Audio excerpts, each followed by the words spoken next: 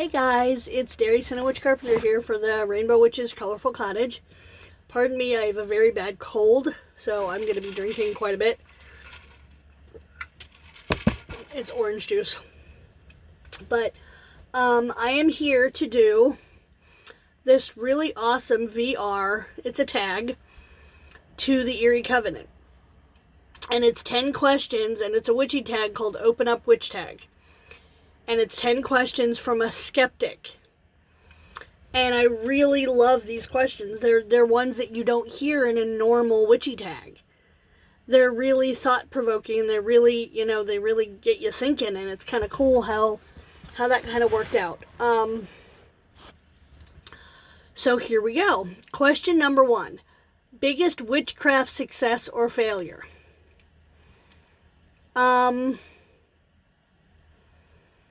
To me, any success is a success. Any spell that worked or any magic that you do that you feel in your gut or that you know that somebody that you were doing it for, that it worked, that's a success. And just the fact that you can extend yourself, to me, that's just the fact that you put yourself out there to the universe that way. That's a success for me. And a witchcraft failure, I don't like that word. I don't, because you got to think that magic and the universe, they don't work on my timetable. When you put a spell or a ritual or something out into the universe and you release it, it's out there. Period, for good. You can't go back and change it. You can't go back and fix it. You can't go back. And you got to remember that, as I said, magic doesn't work on our timetable. The universe doesn't work on my timetable. So if it didn't work, maybe look deeper into, did I word it correctly? Did I use my best intention? What was going on outside of in my realm when I did it? Was I fully open to doing that spell? Was I fully aware and open and willing to do that spell? And also, if it's so, it may not come to you in your time when you need it, or when you think you need it, is what I'm trying to say. Because I remember several months ago, I did a manifestation spell for some money. And I put it out in the universe, and I forgot about it. I released it out into the universe, and I forgot about it. Nothing ever came of it. I said, okay, whatever. That's a lesson to learn. Now I know but you know what? The other day I got a check. A very big and unexpected check. And I was like, oh, well, damn, okay, that's about 7 months late, but I'll take it. It doesn't work on our timetable. So that's the hardest thing, is you have to literally, when you do any type of magic, you have to release it and forget about it.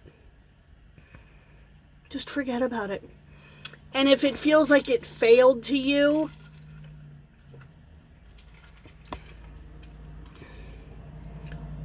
I guess dig deeper into it. Is there a lesson there for you to learn?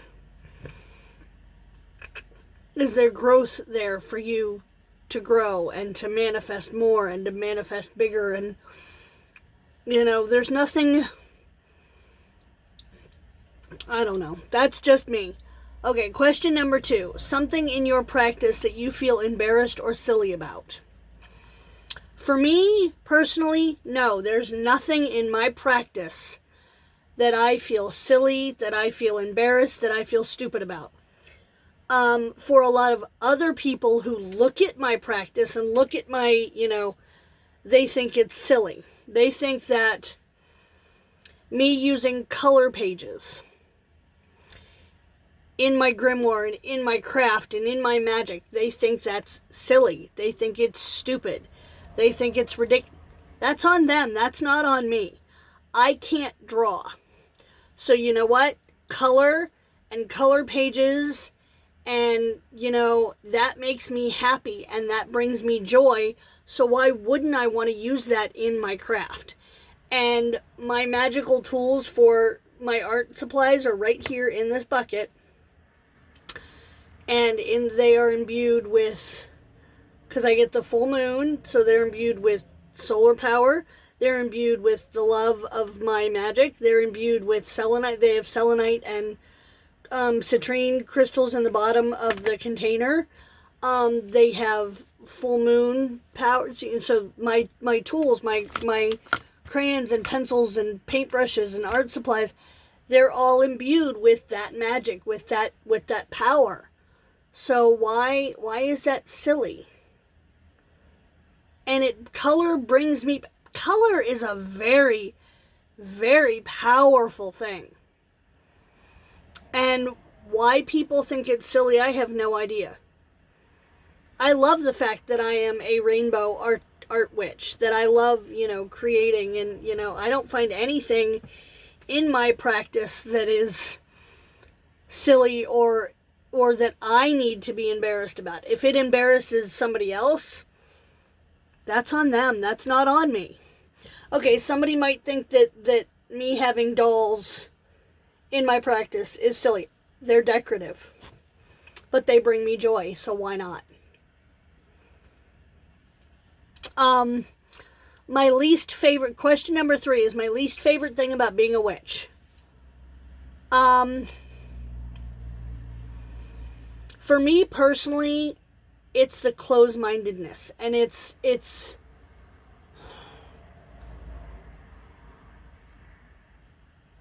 as you all know, or even if you don't know, I am a Christian witch. And let me tell you, the shit that I get for that, but again, that's somebody else's issue. That has nothing to do with me. If somebody says to me, you cannot do this, I've been doing this for a long time. Just because some book or somewhere that you read or something that said that you can't do, doesn't mean that I'm going to follow that. I'm following what my soul and my heart and my everything is telling me to follow. So I'm following it. Is there anything in your practice that you preach but you don't practice? I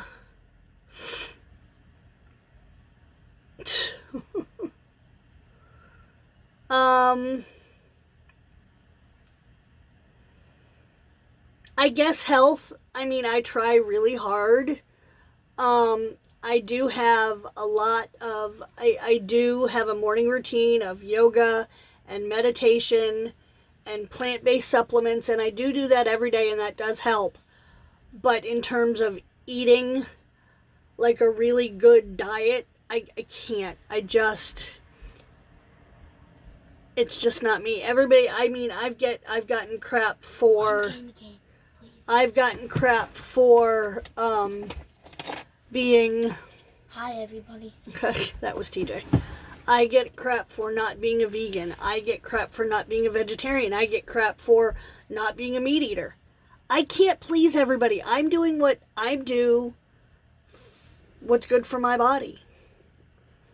But I'm not going to be one to jump on the vegan train or the vegetarian train or the meat eating train or this train or that train or this, I do what I do for me. I can't, and also, I guess another thing that I would preach that a lot of the times I struggle with practicing is believing in yourself. You know how we all have that little negative voice, and how you always just say, it's a lot easier to say it, turn it off, than it is to actually do it. But I've gotten a lot better at that over the years. I've realized that when I get negativity or I get drama or people dump stuff at my door, It's not about me, it's about them. It's not, I can't, and that's just how I have to look at it. Question number 5. Do you ever feel scared, unsure, or insecure during your spell work?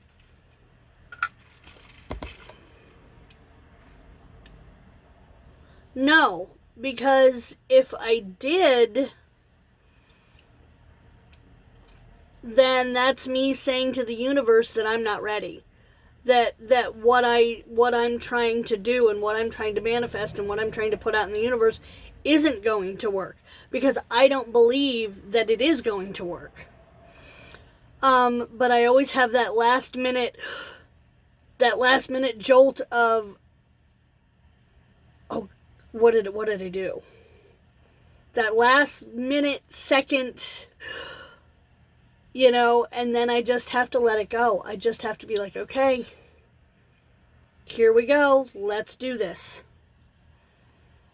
Because if you ever feel scared or unsecure or insecure while you're doing your spell work, that's you manifesting that it's not gonna work. That's you manifesting and saying to the universe that I don't think this is gonna work. And that's not what you want when you're doing spell work. But you have to be very precise. You have to be very blunt. You have to be very, very precise, very blunt, very open, very honest when you're doing with your intention and your heart and your soul and everything in your body when you put something out in the universe. Because, as I said, karma's a bigger bitch than I will ever be, and it's a mirror, and I don't want that shit to come back on me. Question number 6 is, what do you do to reconnect when you feel out of touch with your practice? And I think this is pretty much a common theme with a lot of witches, is get your butt in nature. And for me, it's not only getting in nature, but it's reconnecting with my inner child. I don't care what the weather is. If I'm feeling a disconnect, like right now we have about 4 inches of snow outside. If I was feeling a disconnect, I would look at my kids and say, okay, let's go outside and have a snowball fight. I don't care how sick I am. I don't care how cold I am. I'm just feeling a disconnect, so I need to get my body out in nature. I need to be in the elements. I need to... Sorry. I need to have that connection with source and with the universe and with God and with nature, and I need to feel the snow in my hands, and I need to watch a snowflake melt into water, and I need to just have those moments of pure, unadulterated magic in nature. And I love, and watching my kids play in the snow and hear them giggle and just be silly. That's me. That's my best way for me to connect and reconnect with my journey and with my spiritual path is. And also, it's just, as I said, I'm a Christian witch, so I'll get down on my knees and I'll pray. You get down on your knees and you pray, and you just put it out in the universe of, hey, I'm struggling. I need some answers. Help. What can I do? What can I do? Question number 7. This was fun. The craziest witchcraft related thing that has ever happened to you. I have 2. I went to Salem last year. And I was supposed to go with several people, and that didn't work out, but I went, and it was hard because I went by myself, and it was literally 3 weeks, it was 2 weeks after my dad had passed away, and I had so many people telling me, you can't go to Salem, you can't do, not now, blah, blah, blah, and I'm like, but I kept hearing my dad kept pushing me from the other side. He's like, Derry, if you don't do this now, you're never going to do it, and my dad knew me. If I wouldn't have done it then, I would have never done it. I would have never done it. And it was life-altering for me. I conquered a lot of fears with that going, I didn't have my husband, I didn't have my kids. I'd never flown before, so I had literally hopped on a plane. I had to go to the airport by myself. I had to put myself on a plane. I had to maneuver through another airport, and it was terrifying to me. It was absolutely terrifying to me to do that, but I did it. I did it. And the wonderful thing is I met a very good friend of mine from here, but she lives over in Spain. And it just kind of blew my mind that my darling friend Taz and I met up in Salem. I was like, what? What? It was mind-boggling to me, and it will forever be ingrained in my heart and my soul. And another one was about teachers in 4th grade. So it was about 4 years ago. I went to our local pagan pride, and our guest speaker happened to be Selena Fox. So that in and of itself was mind-blowing, and I have pictures of it, and but for me, the craziest witchcraft-related thing for me on that day was I actually did ritual with Selena Fox. Witchy bucket list, check off. Not only meeting her, but actually getting to do a ritual with her was mind-blowing. I was like, that's okay. I get it. I get it. Thank you. Okay. That was just, I was like, wow, okay. Those are two of the probably the craziest witchcraft-related things that have ever happened to me so far. Number 8, have you ever performed a spell or a ritual in front of someone who is not a witch? Yes. Yes. We do not a lot, but we do occasional bonfires here at our house. We have a fire pit.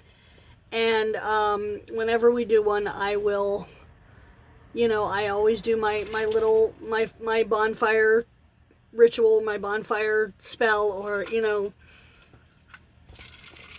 and my kids are there. And my husband is there. My husband's a devout Christian. My boys are there. None of them are witches. My daughter's not here. I mean, she's down. She's a witch. But she just, that's just something that we do. And it's fun because when I have a salt mixture that I mixed up for bonfires. And it changes the color of the fire. It'll make it green or blue or pink or, what, and it's really fun to watch my little one's reaction when the fire changes color. And, fire scrying. I've taught my kids to fire scry. And they're not, and we just are constantly taking pictures of the fire, and then we go back and we look at them, we're like, well, what do you see? And, and that's our version of fire scrying. So yeah, I just, I don't, and for me, there is no, I guess it kind of goes back to, one of the other questions, but for me, there is no line between the magic and the mundane. My kids know I'm a witch. They were raised knowing that I'm a witch, that I'm a Christian witch. I do go to church, they know, but they know that when mommy is mixing, mommy is always getting her herbs. Mommy's washing clothes. She's got her waters that she uses. Mommy's cooking. She's got her spices that she uses. Mommy's washing the floor. Go get the spices that mommy needs, or, go get the herbs or whatever that mom needs, or, that's just who I am. They've been raised with that, so that's kind of second nature to them. Number 9 is, do you believe in predestination or fate? That's a tough one. I'm not sure. I'm not sure. I haven't come across anything. I don't know if I was quote unquote fated to be a witch because I don't come from a family of witches. I have one other witch in my family, and it was my grandmother. So it skipped a generation or two. I don't know if I was predestined to be a witch or fated to be a witch, or I don't know. So I don't really know about that. I can't really answer that question. And question number 10. Your biggest witchy pet peeve. Again, close-mindedness even in our witchy community. Even from fellow witches. Just the close-mindedness you find. I don't like cockiness. If you come at magic from a humble point of view, if you're humble about it and grateful that you don't just be like, oh, well, it might sound like I'm bragging, and I don't mean to. Again, I've been a witch for a long time. I don't need to brag. I don't like titles. I don't like, and that's what do you want people to call you? Just call me Derry. And if that's not good enough, if people will pressure you for a title, what is your path, and why do I have to give you? It works for me. I just, honestly, there's a lot of you come across people who want to do magic because it's cool and they see it on TV and they want to be a witch, but they don't want to do the work. That's a pet peeve for me. If you want to do this, then you better be willing to do the work. Because if you're not willing to do the work, then I'm not going to waste my time. And there's a lot of work. If you are not willing if you don't like to read, if you don't like to research, then this is probably not the path for you. So yeah.